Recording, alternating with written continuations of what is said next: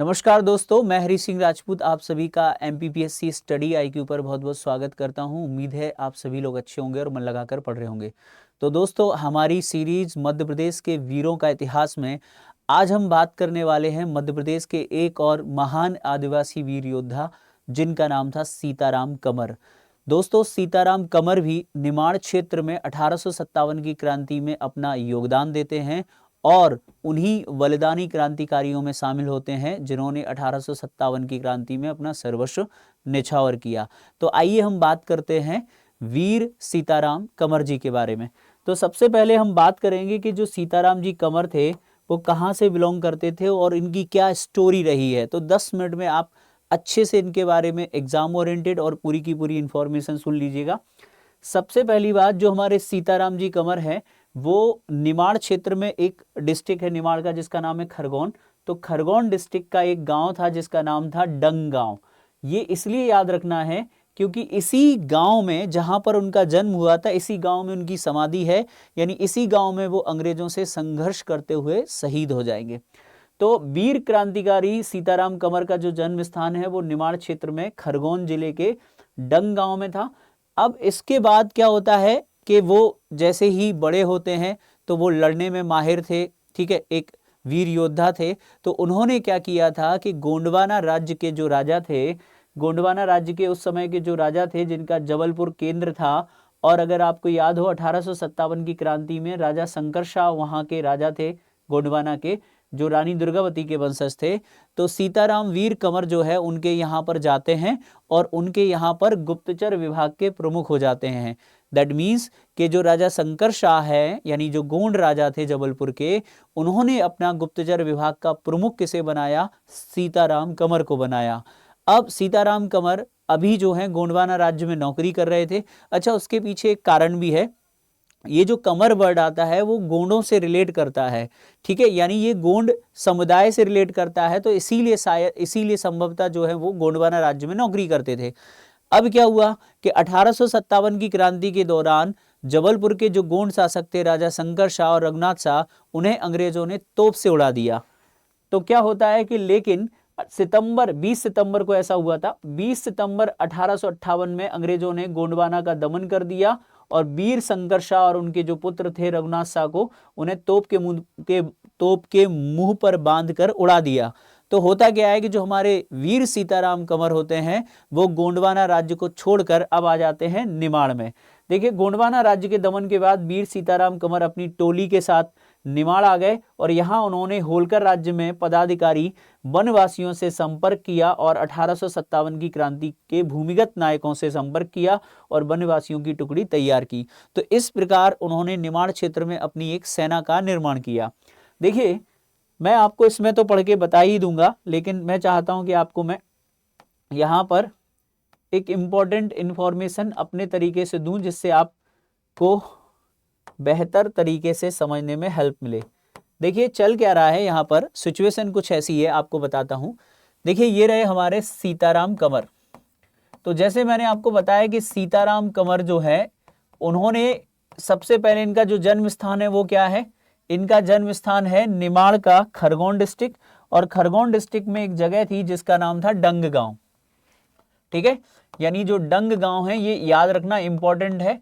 डंग गांव और कहां पड़ता है? खरगोन। यहां पर इनका जन्म होता है और आगे चलकर ये क्या करते हैं, गोंडवाना के राजा जो थे, गोंडवाना के शासक शंकर शाह के यहाँ ये नौकरी करते हैं। तो गोंडवाना के शासक का नाम क्या है?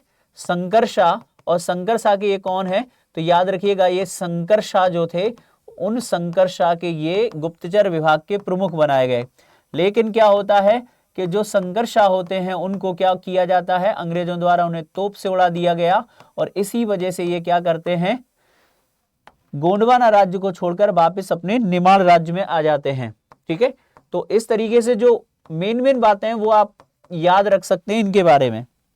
अब होता क्या है, जब ये निमाड़ में आए, याद रखिएगा ध्यान से, निमाड़ में आते हैं तो निमाड़ मतलब इनका जो जन्मभूमि थी वापस से लौट आए और इनकी कर्म भूमि अभी कहां थी? गोंडवाना।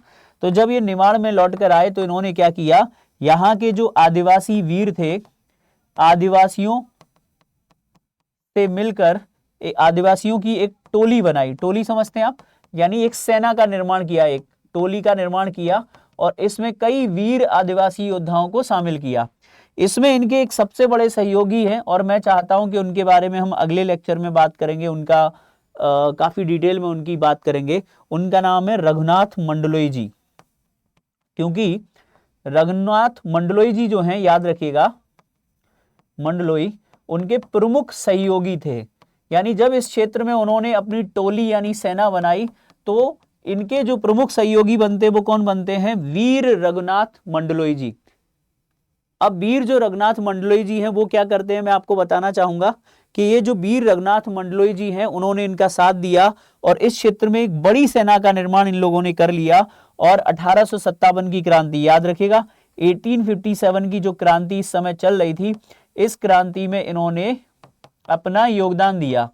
अब होता क्या है कि जैसे ही ब्रिटिश सरकार को यानी ईस्ट इंडिया कंपनी को ये खबर लगी कि सीताराम कमर और रघुनाथ मंडलोई जैसे वीर योद्धा निमाड़ में एक्टिव हो गए हैं। अब याद रखिए निमाड़ में ये वो दौर था जहां भीमा नायक, खाज्या नायक, बिरजू नायक और टंट्या वीर जैसे योद्धा थे, लेकिन वो सब अपने अपने क्षेत्रों में एक्टिव थे और उनमें से कुछ का दमन कर दिया गया था। और उनके दमन के पश्चात निमाड़ क्षेत्र में विद्रोह की जो चिंगारी है, विद्रोह की जो आग है, वो दो योद्धाओं ने जलाई। एक का नाम सीताराम कमर है और एक का नाम है रघुनाथ मंडलोई। मैं बात करूंगा नेक्स्ट लेक्चर में रघुनाथ मंडलोई जी की। अब क्या होता है, वायसरॉय ने एक मेजर को इन लोगों को पकड़ने के लिए भेजा जिसका नाम था मेजर कीटिंग। देखिए मेजर कीटिंग का जिक्र बार बार आएगा। मेजर कीटिंग क्या करता है, अपनी 2 सैन्य टुकड़ी ले जाकर निमाड़ में जो इनका एरिया होता है इसको घेर लेता है। ध्यान देना इस बात को। और यहां से साउथ में नागपुर से थोड़ी सी मदद मांगता है और नागपुर से एक सैन्य टुकड़ी अलग आती है। तो इनका जो गांव होता है जिसका नाम क्या है, डंग गांव। तो यहां पर जो डंग गांव था, मैं इस डंग गांव का जिक्र कर देता हूं। इस डंग गांव को 3 ओर से जो है घेर लिया गया, 2 सेनाएं कीटिंग के नेतृत्व में और एक सेना जो किसके नेतृत्व में जाती है, तो नागपुर की सेना की टुकड़ी थी। तो इन लोगों ने जो है डंग गांव को घेर लिया। रात को जब अंधेरे में इस गांव को घेरा गया तो जो हमारे जो जनजातीय वीर योद्धा थे, आदिवासी योद्धा थे, वो अभी तैयार नहीं थे और सुबह सुबह जो है लड़ाई हो जाती है। अब आप सभी जानते हैं कि आखिरकार 1857 की क्रांति में हमारे जो वीर योद्धा थे वो क्यों हारे, क्योंकि उनके पास परंपरागत तीर, तलवार, भाले, लाठी, डंडे थे। वहीं अंग्रेजों के पास आधुनिक हथियार थे, अंग्रेजों के पास हर चीज उत्तम प्रवृत्ति की थी। तो जब इस डंग गांव में मुठभेड़ होती है तो इस मुठभेड़ में 78 जो हमारे आदिवासी योद्धा हैं वो शहीद हो जाते हैं। और इन्हीं 78 योद्धाओं में एक योद्धा थे जिनका नाम था वीर सीताराम कमर। यानी वीर सीताराम कमर का जो है डंग गांव में ही जो लड़ाई हुई, संघर्ष हुआ, तो उनका सर काट दिया गया। उनका सर काटकर जो है क्या है, पूरे गांव में उस सर को ले जाकर घुमाया गया एक तलवार पे लटकाकर, जिससे कि गांव में दहशत का माहौल बनाया जा सके। और जो दूसरे क्रांतिकारी हमारे रघुनाथ मंडलोई, इन्हें खरगोन के जो प्रसिद्ध बीजागढ़ फोर्ट है वहां पर गिरफ्तार किया था इसी मेजर कीटिंग ने। तो हम इस बात को बस याद रखना है कि सीताराम कमर का क्या योगदान है, एग्जाम से रिलेटेड क्या तथ्य हो सकते हैं, कहां से बिलोंग करते थे, राजा शंकर शाह से इनका क्या संबंध था और कहां पर इनकी मुठभेड़ होती है। तो आई होप इतना अभी मैंने आप लोगों को जब बताया तो आपको समझ में आ गया होगा। आगे की स्लाइड भी मैं आप लोगों को बता देता हूं। देखिए इसमें लिखा हुआ है कि इसकी सूचना जैसे ये निमाड़ में आते हैं तो इसकी सूचना अंग्रेजों को लग गई थी। और यह भी माना जाता है कि गोंडवाना के दमन के साथ ही अंग्रेजों की नज़र वीर सीताराम कमर पर थी। उनके हर मूवमेंट पर अंग्रेजों की नज़र थी, इसीलिए गोंडवाना के दमन के साथ कीटिंग को निमाड़ रवाना किया गया। यानी मेजर कीटिंग एक बड़ी सेना लेकर निमाड़ आता है वीर सीताराम कमर के दमन के लिए। अंग्रेजों ने 3 ओर से घेरा था। 2 टुकड़ियां तो कीटिंग के साथ आई और तीसरी टुकड़ी नागपुर से आई, जिसका कैंप बैतूल में था, जो नागपुर वाली टुकड़ी थी। अब कीटिंग ने इस समय वायसराय को एक लेटर लिखा था, उससे पता चलता है हमें कि क्या कहानी रही होगी। कीटिंग ने वायसराय को वीर सीताराम कमर का मूवमेंट लिखा था और सूचना दी थी कि वह सीताराम कमर और विद्रोहियों को समाप्त करने 2 टुकड़ियों के साथ डंग जा रहा है। इस पत्र में कीटिंग ने अंग्रेजी सेना में 2 टुकड़ियों के नायक यानी जो उनके कमांडर थे उनको बदलने की बात कही थी। और इन दोनों टुकड़ियों के नए नायकों के नाम थे, एक का नाम था फरज अली और एक का नाम था दिलेर खां। ये एक्चुअली में उसे होलकर सेना से मिले थे, तो थोड़ा सा इंपॉर्टेंट है। फरज अली और दिलेर खां थे। इन लोगों ने जाकर क्या किया, डंग गांव को घेर लिया। ठीक है, तो डंग गांव को रात में घेर लिया गया, मुकाबला जो है शुरू हो गया। और रात को जब घेरा, सुबह सुबह लड़ाई शुरू हुई, तो देखिए क्या होता है, वो डेट जिसमें इतिहास दर्ज है 9 अक्टूबर 1858 की दिन था, जब 78 क्रांतिकारियों के द्वारा अपना बलिदान दिया गया। उनके बाद अंग्रेजों ने डंग गांव सहित आसपास के अनेक जो गांव थे उनमें सर्चिंग शुरू की और गांव, खेतों, जंगलों में आग लगाना शुरू कर दी। जहां जो दिखा उसे मौत के घाट उतार दिया। अंग्रेजों ने इस क्षेत्र में सामूहिक अत्याचार किए और गांव के गांव उजाड़े। जो क्रांतिकारी नहीं थे उन्हें भी नहीं छोड़ा। यह डंग गांव अंग्रेजों के अत्याचार का शिकार इसलिए हुआ था क्योंकि वीर सीताराम कंवर का जन्म इसी डंग गांव में हुआ था। उनके नेतृत्व में ही वनवासियों की टुकड़ी ने अंग्रेजी फौज से मुकाबला किया था और इस संघर्ष में 20 क्रांतिकारी मुकाबला करते हुए बलिदान हो गए। वीर सीताराम कंवर का बलिदान होते ही शेष क्रांतिकारी बंदी बना लिए गए और इन बंदियों की संख्या 58 थी, जिन्हें कैंप में ले जाकर तोप से उड़ा दिया गया।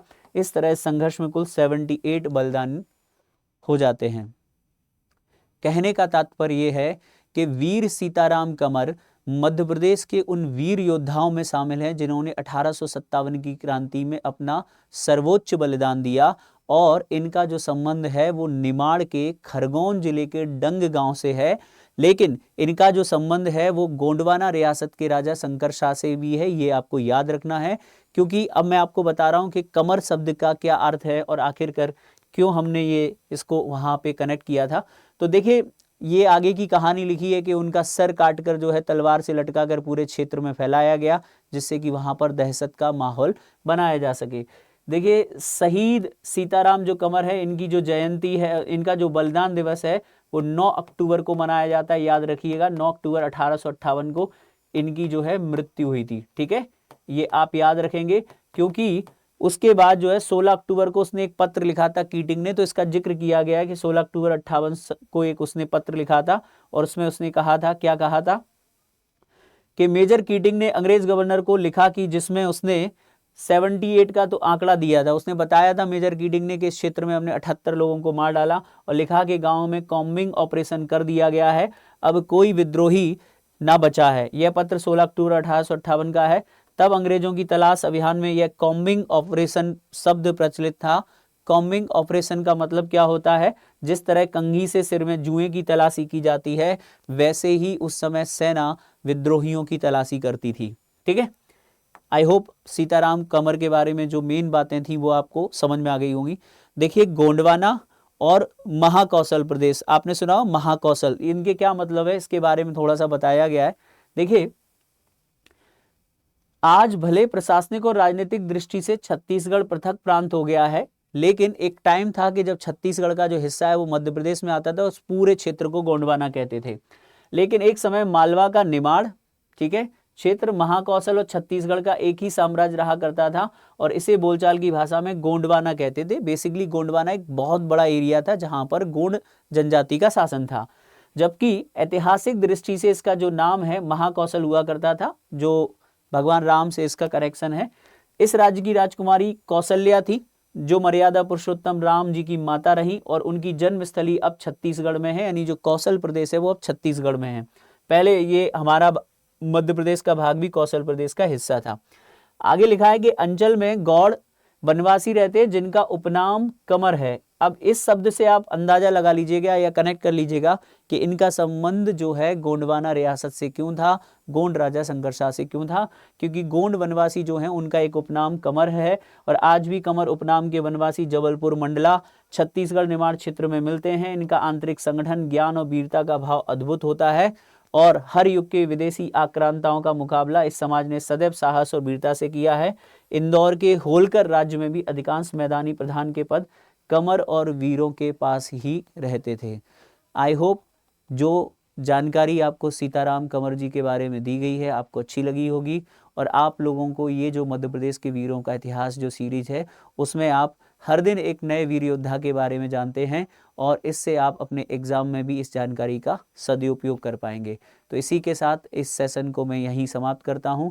कल फिर मिलेंगे एक महत्वपूर्ण वीर योद्धा के साथ और चर्चा करेंगे आगे। तब तक के लिए जय हिंद, थैंक यू।